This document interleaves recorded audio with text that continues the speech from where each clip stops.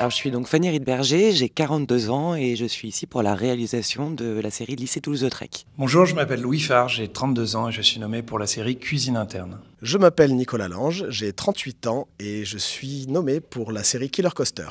Alors lui c'est Mohamed, il a 30 ans. Et lui c'est Théo et il a 31 ans. 32 d'ailleurs.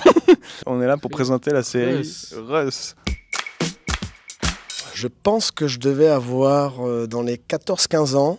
Je faisais à l'époque beaucoup de skate, c'était la grande époque des années 2000, et j'ai commencé à faire du montage pour nos vidéos de skate entre potes, et je me suis dit tiens, c'est sympa comme métier, et c'est comme ça que j'ai commencé l'audiovisuel, en tout cas le montage, et je suis passé à la réalisation peu de temps après.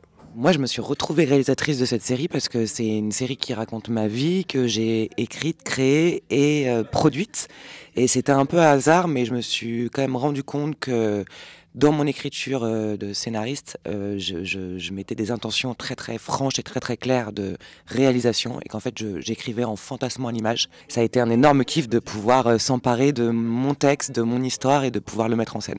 C'est quand j'ai découvert Titanic, j'étais gamin, j'ai vu une vieille dame, j'ai vu une jeune amoureuse et je comprenais pas cette notion de flashback et j'ai trouvé ça assez passionnant. Je me suis dit c'est incroyable de pouvoir dilater le temps. Quand j'avais 15 ans, avec un pote à moi qui est aussi réalisateur, il m'a dit viens on fugue de chez nous et on va prendre une caméra et on va aller sur la côte basque et sans argent et on va survivre pendant un mois et on va se filmer.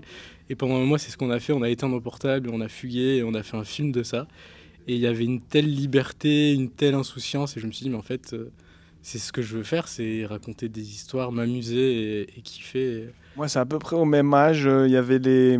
Tu sais, au collège, tu faisais des portes ouvertes pour voir les différents métiers et tout. Donc, il y avait stand de plombier, stand de banquier et stand de cinéma. Et depuis que je suis petit, j'avais la petite caméra de la famille. Et là, je me suis dit, mais c'est stand de cinéma, c'est même pas comparable en fait.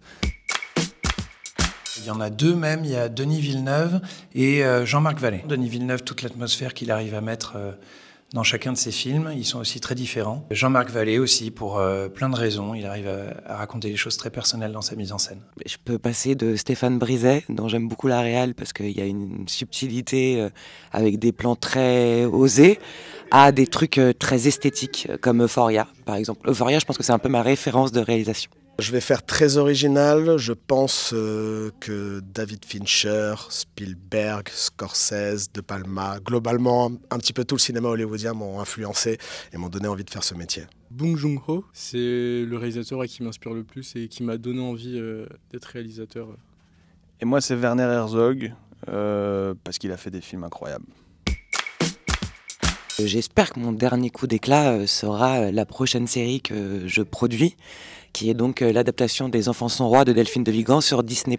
Il y a un vrai fond sociétal, ça parle des dérives et d'un monde aujourd'hui, de l'intimité à l'heure des réseaux sociaux.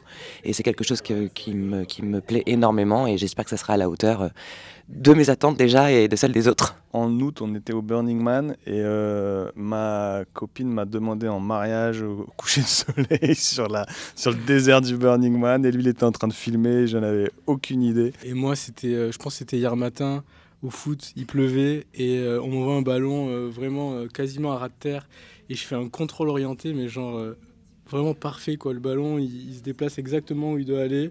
Et je tire et je marque. Et même le gardien a dit « Waouh, incroyable ». Arrivé à l'heure à ce rendez-vous, terminé à temps hier sur ma journée de tournage alors que j'étais en retard dès le début de l'après-midi. Voilà, je crois qu'il y a toujours une question de temps. Mon dernier coup d'éclat, je pense que c'est dans un jeu vidéo, mais je peux pas en dire plus.